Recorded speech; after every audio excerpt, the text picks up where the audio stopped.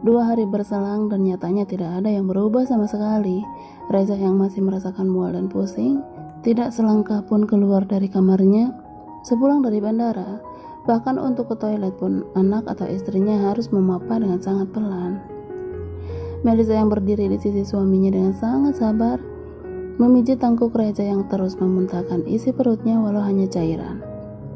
"Aduh Hara, enak banget," keluhnya dengan keringat yang membanjiri seluruh wajah hingga leher dan merambet ke punggung.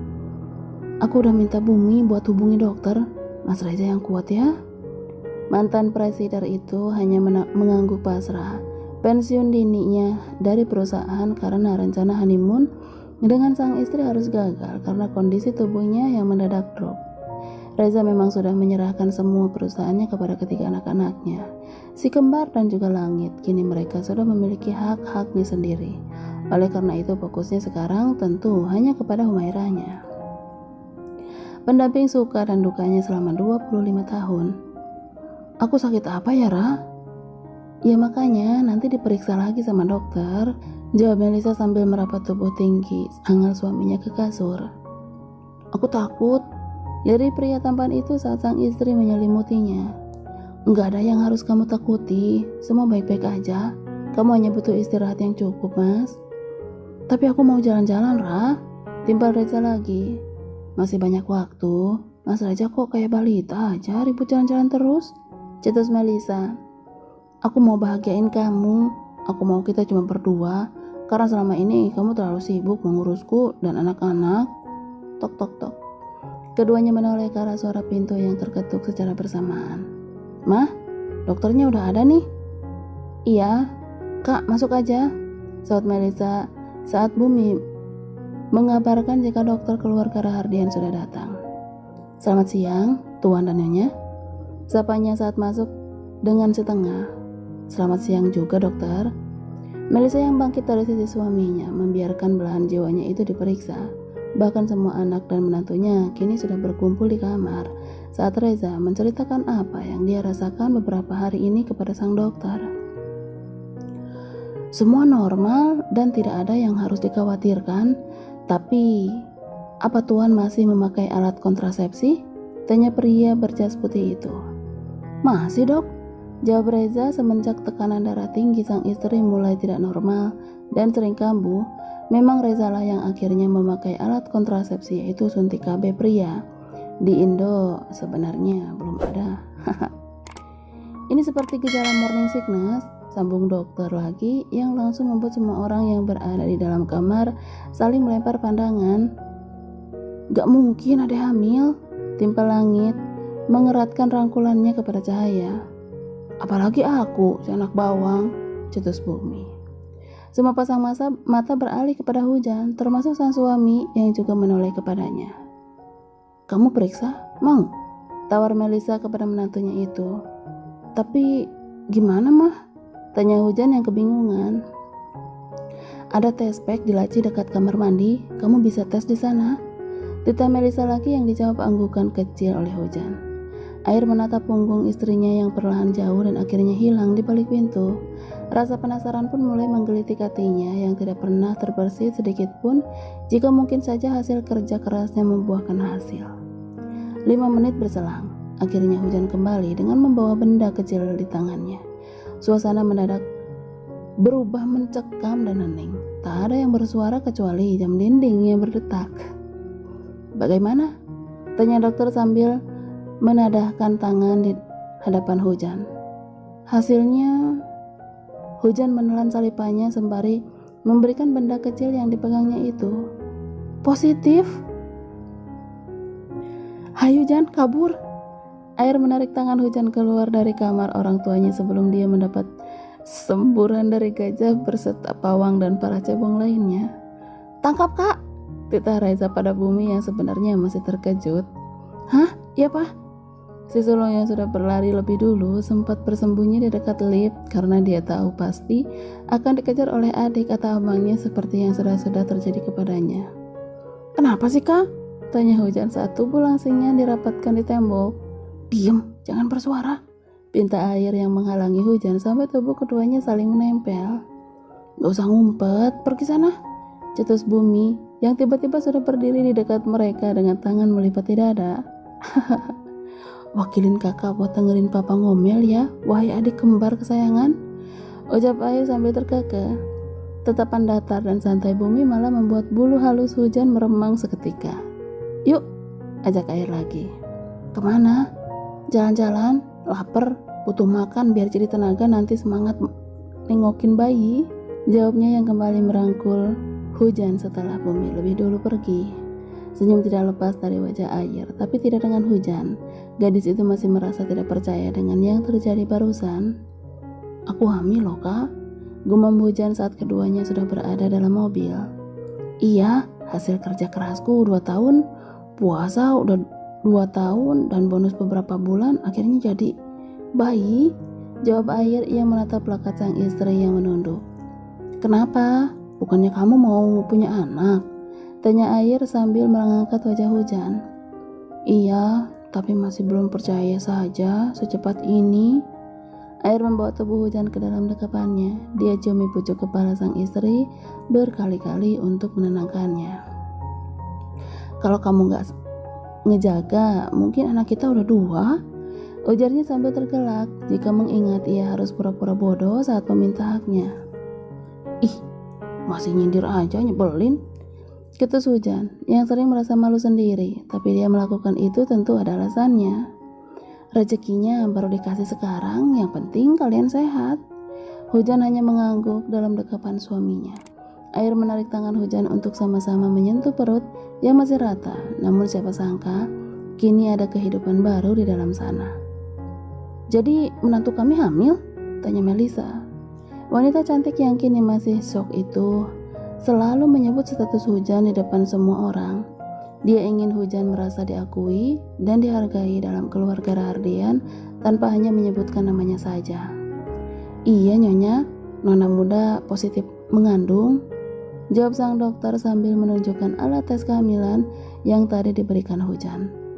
Lalu suami saya? Melisa melirik ke arah Reza yang sedang memijit pelipisnya sendiri. Tuan besar kemungkinan sedang mengalami morning sickness atas kehamilan nona muda. Kok bisa?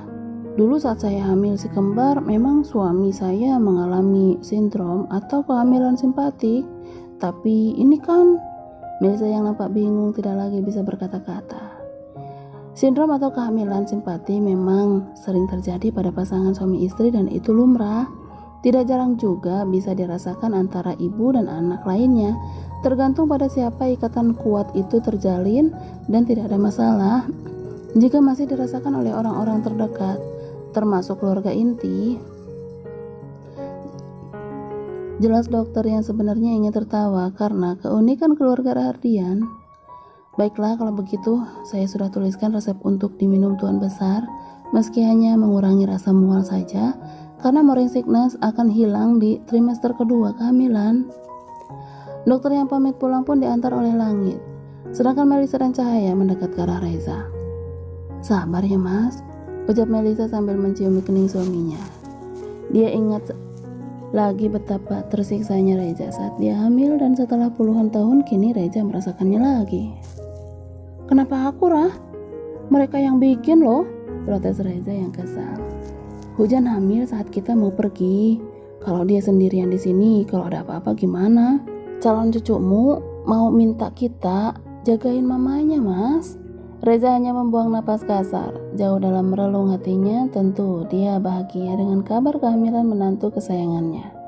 Tapi dia hanya merasa autor sedang tidak adil kepadanya. Ceklek. Pintu terbuka dan kini Bumi yang datang. Langkah pelannya menghampiri kedua orang tua dan adik bungsunya di ranjang. Ketangkep enggak tuh Japong? Tanya Reza pada si tengah. Enggak Pak, jawab Bumi. Terus kakak kemana sekarang? Kini sang mama yang bertanya. Puncak? Kita mau kemana? Tanya Hujan setelah Air melepas ciumannya di dalam mobil. Kemana aja, yang penting sama kamu, jawabnya sambil mengusap bibir basah istrinya. Salah deh, sama kalian maksudnya, sambungnya lagi sambil terkekeh. Sweet, salah aja Bong. Hujan tersenyum sembari berhambur memeluk suaminya yang kini semakin manis saja saat berbicara. Kata kalian yang diucapkan Air seakan menambah kebahagiaannya. Air melajukan mobilnya menuju salah satu restoran. Dia ingin makan apapun yang ia suka tanpa peduli jika sang istri harus protes lagi kepadanya. Nanti kita ke rumah sakit ya, buat periksa secara pasti, ujar Air. Iya, aku juga penasaran banget, kayak yang masih gak percaya gitu, balas Hujan sambil tersenyum. Iya, tapi abis kita liburan ya sayang. Hujan mengernyitkan dahinya bingung. Dia tatap sang suami dengan sangat lekat kedua matanya. Liburan? Air mengangguk sekali lagi mencium bibir hanum istrinya sebelum dia mengajak Hujan turun dari mobil saat sampai di parkiran restoran. Segala macam makanan sudah tersedia di atas meja, siap dinikmati oleh calon ayah yang mendadak menjadi rakus dan pemakan segalanya. Itu mirip bapaknya saat dia di dalam perut puluhan tahun silam. Yakin cuma pesan segini? Ledak Hujan kepada suaminya. Enggak, masih banyak. Air terkekeh saat melihat Hujan memberikan ekspresi terkejutnya. Biar kuat pas nengok bayi, bisik Air sebelum dia menyuapkan makanan ke dalam mulutnya. Hujan yang melihat Air begitu lahap menyantap makanannya hanya bisa mengusap perutnya sendiri yang terasa kencang, padahal ia hanya makan satu mangkuk sop daging bening seperti biasanya. Perubahan sikapnya saat melihat cabai kini tidak sehisteris dulu, cukup menghindar dan pura-pura tidak melihat. Maka itu sudah lebih baik dibanding ia membuat Air kewalahan dengan mengikuti selera makannya yang serba dingin tanpa rasa pedas sama sekali. Mau nambah nggak? Tawar Air saat melihat isi mangkuk istrinya telah habis. Enggak, ini udah cukup. Air melanjutkan lagi makanan yang tersisa sedikit. Pemuda tampan itu bagai tidak punya rem saat melahap semua yang ada di hadapannya kini. Udah, Kak, nanti gak bisa bangun.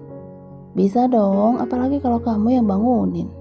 Godanya sambil menarik turunkan kedua alisnya. Mulai deh, otaknya mesum terus. Ojek Hujan yang langsung merah merona kedua pipinya. Apa? Emang aku kenapa? Tanyanya membela diri. Mikirnya jorok terus. Enggak, aku mah mikirnya cuma berkebun. Air tergelak saat melihat sang istri menahan kesal. Puas makan, bercanda, dan berdebat, kini keduanya memilih kembali ke mobil.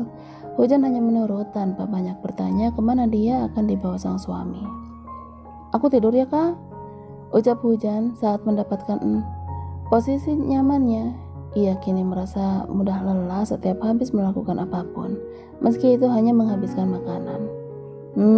Iya kamu tidur ya, sini cium dulu. Hujan langsung mendekatkan wajahnya. Ia cium kedua pipi Air secara bergantian membuat pemuda itu melayang bahagia. Aku mencintaimu. Air menjalankan mobilnya dengan kecepatan sedang menuju tempat yang lumayan jauh dari ibu kota. Dia yang sudah meminta izin pada sekretarisnya untuk tidak ke kantor dalam waktu 3 hari ini tentu akan merasa senang tanpa beban saat berlibur nanti. Mobil berhenti tepat di depan gerbang kayu tinggi yang di dalamnya terdapat villa mewah milik keluarganya yang jarang didatangi namun masih diurus dengan sangat baik. Dia menekan klakson mobilnya pelan karena tidak ingin Hujan terlonjak karena kaget. Selamat sore Tuan Muda, sapa satpam penjaga villa. Sore juga Pak, tolong buka pintu, saya mau masuk. Dita Air dengan sopan dan ramah. Maaf Tuan Muda, tidak diizinkan masuk oleh Tuan Besar.